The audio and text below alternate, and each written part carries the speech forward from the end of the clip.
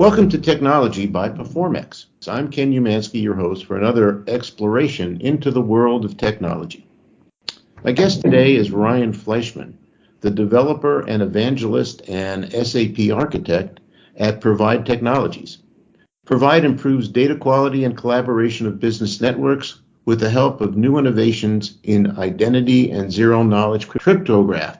Ryan has experience across enterprises, including projects with the Department of Defense, Accenture, Steelcase, Whirlpool, and Gordon Food Services. He lives in Michigan and has a wife and 2 daughters and a third baby on the way. 2 daughters and 1 on the way must keep you hopping. Yes, indeed, Ken. I always tell folks I am not allowed to be bored. In the startup grind, in the enterprise space, and blockchain, and also having small children, I don't have a boring day in my life ever. I bet you don't. Yeah. And it sounds like it's going to get a little bit more interesting in a couple of months, it sounds like. Absolutely. I think especially in this frontier of the economy and technology in terms of sustainability and enterprise, which I'm really excited to talk more about where we see that going. Well, let's talk about digital carbon and how you've used technology to advance sustainability. Let me start with a question. What is digital carbon, and how does it benefit sustainability objectives? Yeah, absolutely. So, enterprises today are faced with this challenge, in the transition to net zero or circular sustainable economies of how do they drive investment into these corners of the world that are asking and needing, changes to how emissions are reduced, renewable energy, carbon offsets, reforestation. All of these efforts are things that companies are putting money into today, but there lacks a really convenient vehicle to do that. And so let's enter digital carbon into this picture, right? Okay. And also blockchain as well. And what this does is it allows us to tokenize the sustainability activity in such a way that we have a true peer-to-peer marketplace of enterprise to individual doing conservation, land stewardship, sustainability action that's driving the economy ultimately in the bigger picture, macro picture to net zero. What Provide is doing, by the way, in this area is helping those participants come closer together, especially on the corporate side. But to answer the digital carbon question, right? It's an immutable, traceable, highly liquid form by which this trade of sustainability between enterprise to the broader environmental action can take place. Okay, well that's fascinating. Talk a little bit more about digital carbon and its origin, where it's going, those kinds of things. Yeah, absolutely. One of the key partnerships that Provide is operating from is with an organization known as CarbonMark. It's a rebrand of another, or just another way of naming another effort that's known in the blockchain community as KlimaDAO. And KlimaDAO had pioneered this idea of how could we create a liquid marketplace of digital carbon, because carbon in general was very fragmented, a lot of manual processes. It was difficult for companies to buy carbon offsets, so they created this digital platform by which individuals could interact with this marketplace in the most peer-to-peer manner way, right, where they could easily buy and retire, but also for project developers to very easily sell the tokenized form of their environmental action very, very easily, because otherwise they would be rather disconnected and wait a long time on both sides for a deal to come together. And this technology, digital carbon, really stitches it all back together in a very seamless way. That's really fascinating. Yeah. Tell me a little bit about how you got involved in this area and what interested you in the sustainability the whole movement of sustainability? Yeah, so from my perspective, at Provide, before we got into the sustainability space, what we're really more broadly about is about enterprise transformation, using blockchain technologies, using the zero knowledge cryptography, digital assets and such. And what we really thought about was, hey, what is the most attractive use case that we can really bring companies in, an easy to use and deploy one that was very general purpose that we could roll across different partners. And sustainability really stuck out. You hear it all the time from different SAP partners and implementers that say, like, hey, sustainability is this big deal. You see it today with SAP and others where they're driving new carbon accounting solutions into there. And what we saw as the opportunity was, hey, what if we could create a API that simplified these companies' interaction with the digital carbon marketplace, so that they could achieve that investment, integrate it to their carbon accounting systems. We felt like we had a unique role to play there overall, and it was really exciting as we got the partnership off the ground with Carbon Mark and Kalima, because there was definitely an interesting need, and that was a niche that hadn't been filled that Provide stepped in. So we built out the API, built out the very first SAP integration. While doing that, actually, we actually built what we're pretty sure is the first ever stablecoin integration between SAP to blockchains, incidentally, right?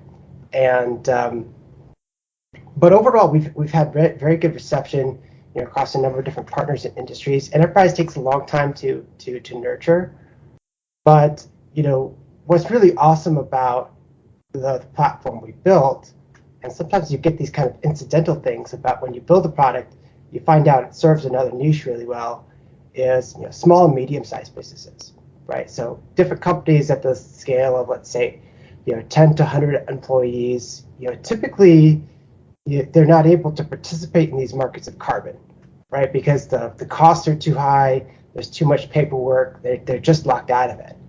And this offering that we built actually really fits their needs as well. So if they have a budget of, say, like $1, $10, $100, or $1,000, or just a smaller budget for buying the carbon than a big player like a major oil and gas company, but they want to participate in that. That's available through our platform as well, just in terms of flexibility overall. Well, that's great for small businesses and for medium-sized businesses. Tell me a little bit about, when people think about blockchain, they think about cryptocurrency, and that's really how it's been applied, and for larger companies. But how are you using blockchain, and is it any different in the way you're applying it versus, what cryptocurrency is doing or other companies are doing? Yeah, absolutely. So, we're definitely integrated into the same technology primitive. We're integrated into the blockchain, but we're doing it in a very different way than most would actually expect, right? Because when people think of crypto blockchain today, they think of like web extensions like MetaMask or Ledger. And in our view at Provide, those tools are great for you as an individual investor, but they're not really purpose built for businesses. And what Provide does differently is it gives the digital wallet, but it also provides the kind of access controls that enterprises demand, right? So that you can integrate it to role permissioning inside of your cloud system, your SAP system, so that everything is going to follow the exact kind of approval order in terms of business logic where it should go. And also, there's a unique part of our digital carbon offering in the wallet as a service, the digital wallet service that's tied to Provide Payments. And what Provide Payments does is makes it such that the enterprise never has to self-custody any cryptocurrencies at all. Never has to hold any stable coins at all. Provide Payments recognizes the identity of the enterprise participating in these transactions, and funds those transactions in real time, but then bills it in arrears as an invoice, right? So the companies that are, whether they're large or small, that are interfacing with the digital marketplace for carbon retirements, they get all the benefits of the digital wallet, but none of the drawbacks, right? And they simply pay a monthly bill for their usage of the platform. So that's what really makes Provide different in this space in terms of how do we cater to the needs of businesses very broadly. One of the other things that cryptocurrency has been touting is the security of blockchain. Can you talk a little bit about why that's a good thing here and how it's being used? I would say this: it's the level of transaction finality to it. So there's this tamper-proof record keeping that happens in blockchain that is not easily replaced by conventional databases. It's transparent, but it's immutable, right? It's non-reputable, so it's great for financial transactions. And as we're heading to this world where carbon accounting is treated with the same rigor as financial accounting, and if we see finance going on chain, carbon accounting is definitely going on chain, in that same way. I would say that security on blockchains is a double-edged sword. And this is another thing that makes the Provide platform really differentiate to our peers, right? Because for one thing, this is another way how our products are different. You always hear disaster stories of people losing their private keys. Right. That can never happen in the Provide platform because we make it such that you never have to hold the private key in order to use the wallet. So you simply assign the data using our APIs. Now, the other aspect in terms of privacy, data privacy, when you put data on chain, it is visible for the world to see. But there's this technique called zero knowledge cryptography that allows you to verify some piece of data without necessarily revealing it. Almost like as if I had like a special magic circle, right? If I invited you into the circle, you can do this secret handshake to confirm some data is accurate, but never have to put that data directly on chain, like a fingerprint to this data, right? So that's a very powerful integration pattern that for a long time, as a privacy preserving tool or data like precision tool, has been a niche within the blockchain, and Provide aids in making that more generally accessible to businesses so that they can protect their data while they're coordinating with each other through blockchains. So how do you see the future with blockchain and digital carbon, and how do you see it growing? Yeah, absolutely. I think in terms of other things I've heard off the record from different industry professionals, certainly the growth of digital carbon is kind of inevitable, simply because the ecosystem of carbon offsets and emissions is very fragmented, and it really needs this universal coordination layer, to bring all of these different participants involved that respects people's self-sovereignty, data privacy, but also compensates people. And that's where I see blockchain fitting in. And I think the idea of a voluntary market, coming alongside the business is much more collaborative than a very top-down government regulated led approach. Now, I will say though, I think based on the environmental mandates that governments are placing on corporations and the level of social responsibility that companies are taking on, they'll do it anyway. But I think it's this blockchain makes it so that it's an altogether we thing, right? That we all share together in its advancement and have incentives toward each other, rather than a kind of us versus them type of background. I'll remark on this too, with sustainability. Here in the U.S., we often look at, ESG related issues through a political lens, right? Which I think, as you see the world change, in terms of, we have these different crises that happen, like with in Ohio with that train disaster, or PFAS chemicals contaminating water. People realize that, hey, sustainability really matters, because it's the air you breathe, it's the water you drink, right? And those things don't know a political boundary really at all. Like those are just the basic expectations of life. Right. So everyone's coming together, I think, slowly towards collaborating together for better air, better water, and how do we create the technology frameworks and economic frameworks that bring that together in the most efficient way possible. Well, with this summer and what's going on with the weather around this country and around the world, carbon's playing such a role in that, and the sustainability of the planet is really at stake. So I wish you a very successful career in what you're doing, and I hope that you can convince companies to advance their sustainability capabilities and use digital carbon as the way to do it. Yeah. What final thoughts do you have? What challenges do you think you're facing in the future to try and get this more broadly accepted and applied? Well, I think the one of the big things is that companies are discovering that sustainable business is good business, right? So when they discover ways to reduce emissions or improve environmental impact, it tends to do two things, right? One, it reflects well on their reputation as a citizen of the world and in local communities. But also, what companies discover is, as they cut emissions, they often discover certain cost-cutting measures that they have overlooked in the past, right?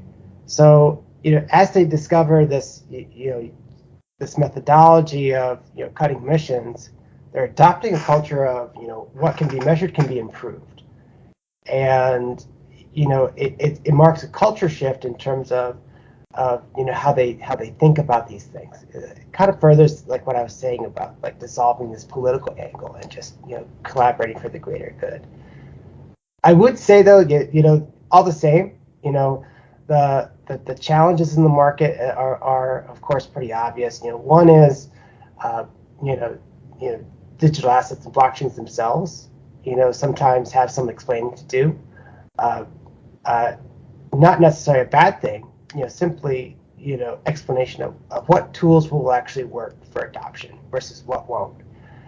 And the digital carbon itself, there's always ways in which that's improving, and I have seen so much engagement in terms of how do you make this product better than its current state. I would say you're going through an upgrade cycle in terms of the offering from like a McDonald's to a filet mignon almost, right? In terms of the level of quality people are going for. Now, it's like this. I would eat a McDonald's hamburger. Maybe someone else maybe won't, right, in terms of what's available.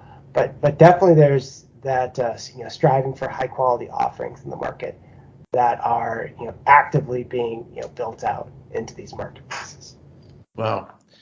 Well, this has been a fascinating conversation. We're running out of time, so let me just say thank you. I appreciate your time, your insights, and good luck with the new baby. And I hope you'll come back and see us again. One last thing, if people want to get in touch with you, how can they contact you for any questions they may have or any comments based on what you've said today? Yeah, I can always be reached by email at ryan@provide.services. Feel free to look us up on LinkedIn under Provide Technologies. You can find me on LinkedIn as well. I'm active out there. And we'd love to hear back from the community, whether you're thinking about an integration of carbon offsetting into an SAP or ServiceNow system, or like I said, a small, medium-sized business. We have an offering that will fit your needs at any scale. So really excited to work with new companies, getting that space and also other things enterprise related to blockchain as well. Always glad to connect with folks on that too. Well, that's great. And thanks again for your time. That's all the time we have for technology today. Don't miss our next episode, where we'll discuss another technology and how it's being applied, hopefully to change some of the industries in which it's being applied against. You can always find technology podcasts on Apple, Spotify, Google, and SoundCloud. And please remember, if you need help with any size technology challenge, please contact Performance Business Solutions at performixbiz, performixbiz.com. I'm your host, Ken Umansky. Until we meet again on another technology podcast, keep innovating. Have a great day.